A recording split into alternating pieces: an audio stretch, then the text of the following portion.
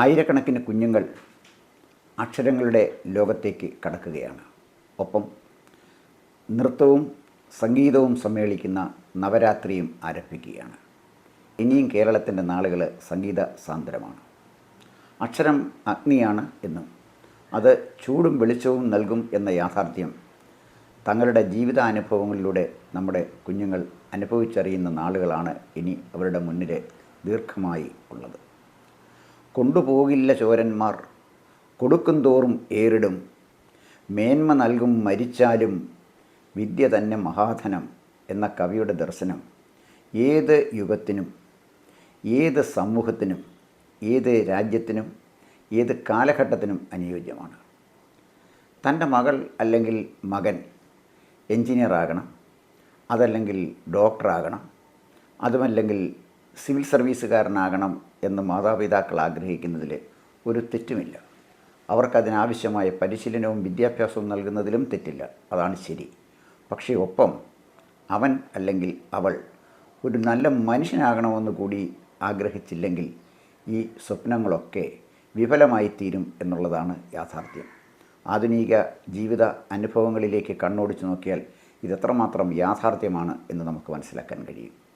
നമ്മുടെ കുഞ്ഞുങ്ങൾ സ്കൂളിൽ കാലെടുത്ത് കുത്തുന്ന നിമിഷം മുതൽ സർവകലാശാലയിൽ നിന്ന് പഠനം പൂർത്തിയായി പുറത്തു വരുന്ന നിമിഷം വരെ അവർക്ക് പരീക്ഷയിൽ നിന്ന് മോചനമില്ല.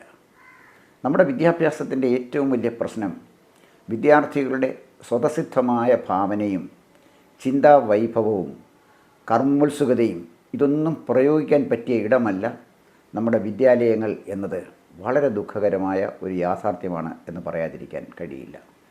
മനസ്സും ശരീരവും അർപ്പിച്ച് പഠിച്ച് ജീവിതത്തിൻ്റെ ഏതെങ്കിലുമൊക്കെ സ്ഥാനങ്ങളിലെത്തുന്ന വിദ്യാർത്ഥികൾ ഒരു ഭാഗത്ത്, ഒന്നും പഠിക്കാതെ പോലീസിനെ കല്ലെറിഞ്ഞും ബസ്സുകൾ കത്തിച്ചും ലക്ഷണമൊത്ത സാമൂഹ്യ വിരുദ്ധന്മാരായി പുറത്തിറങ്ങുന്ന മറ്റു ചിലർ ഭരണാധികാരികളായി മാറുകയും ചെയ്യുന്ന ഒരു സാമൂഹ്യ യാഥാർത്ഥ്യത്തിലാണ് ഇന്ന് കേരളം ജീവിക്കുന്നത്.